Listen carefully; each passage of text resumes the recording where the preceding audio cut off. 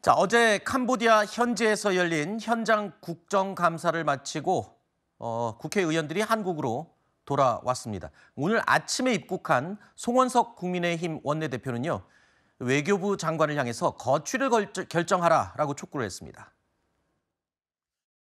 현장에서 확인한 이재명 정부의 외교 당국의 대응은 무능과 무책임 그 자체였다고 생각합니다.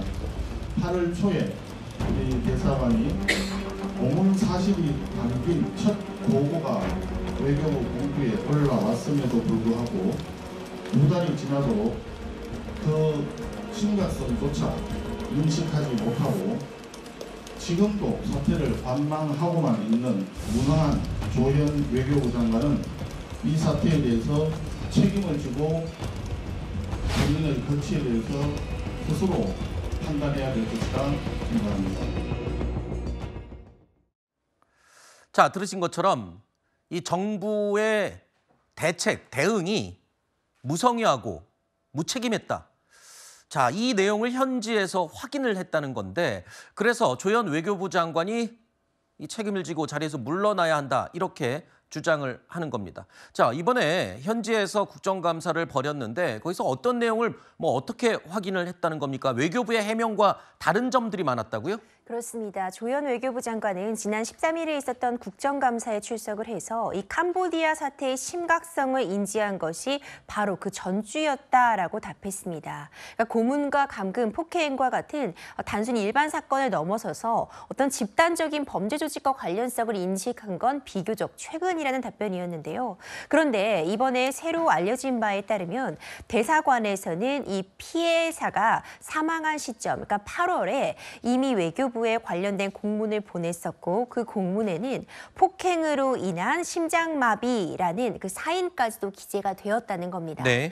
그렇다면은 사실상 대사관에서는 외교부에 충분한 보고를 했었고, 그 보고 내용에는 사태의 심각성을 인지할 만한 그런 단서들이 담겨 있었음에도 보고가 제대로 되지 않았어도 문제이고, 이것을 보고받고도 심각성을 제대로 인지하지 못하고 있었던 것도 문제이고, 네. 인지하고 있었는데 국정감사에서 이 사실을 은폐하려고 했다도 문제이다. 이런 지적이 나오고 있는 겁니다. 네.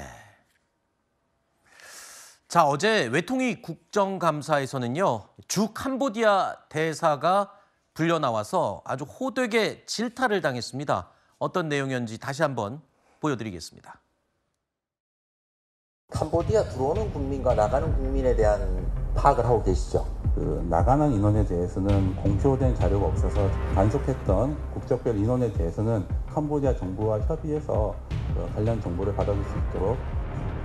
지금 그 자료가 없다는 얘기입니까, 우리 공간에? 지금 현재 공간에는 없습니다. 경찰서에서 저희 관할지대 사건 사고 위험자를 분석 안 해요? 대책 어떻게 했는지 분석 안 해요? 여기서도 당연히 그렇게 해야지. 한두 건도 아니고 600건에 육박하는데. 아니, 그러니까 이게 문제인 거야. 대사관에 신고를 해도 아무런 저력도 못 받고 하니까 이딴 식으로 해가지고 국민들 안전을 대팽개치니까 그런 것도 모르고 있으면 어떻게 해요, 경찰 형사가? 자, 저렇게 질책을 받는 데는 어느 정도 이유가 있는 것 같습니다. 캄보디아에 들어온 한국 사람이 있으면 그들이 얼마나 왔는지, 또 얼마만큼 또 출국을 하는지, 이 내용을 당연히 파악을 하고 있어야 되겠죠. 그런데 그 내용을 전혀 파악하지 못하고 있었습니다. 그러니까 캄보디아에 우리 한국인들이 얼마만큼 드나드는지 전혀 파악 못하고 있었고요.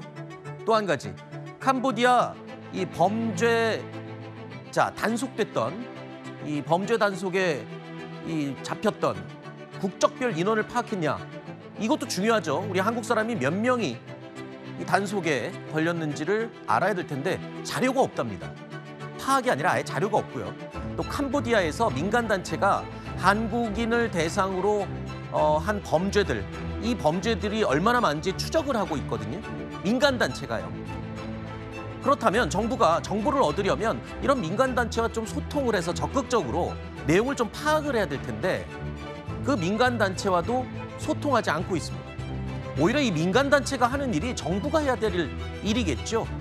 그런데 대신 해주고 있는 이 민간단체와도 소통이 없다는 겁니다. 자, 현재 주 캄보디아 대사가 공석입니다. 이런 부분을 좀 감안을 해서 이해한다 치더라도 그래도 너무 일을 안 하고 있는 게 아닌가. 아니 이 상황이 이 지경에 이를 때까지.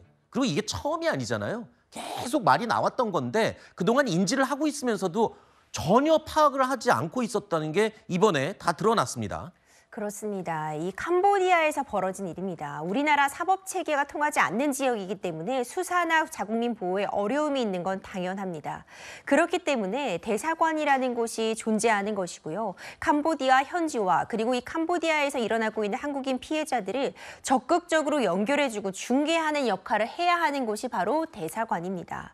가장 우려스러운 지점은 지금 이렇게 크게 문제가 되고 있는 이 시간까지도 정확한 인원의 파악조차 이루어지고 있지 못하라는 건데요. 캄보디아에 지금 입국하고 있는 한국인 수까지는 캄보디아 쪽에서 정보를 제공해 주니까 입국자 수까지는 확인이 되는데 캄보디아에서 다시 한국으로 출국하는 인원은 전혀 파악이 되고 있지 않다면 지금 어느 정도 규모의 한국인들이 여전히 캄보디아에 남아서 이 범죄의 피해를 보고 있는지조차도 파악이 안 된다는 겁니다. 그렇다면 누구를 보호해야 되는지 누구를 구조해야 되는지 그 대책을 마련할 수조차 없는 상황이기 때문에 굉장히 우려스러운 상황이고요. 범죄 단속 그리고 이 예방을 하기 위해서야말로 지금이야말로 제대로 된 통계 작성이 필요한 때가 아닌가 싶습니다. 네.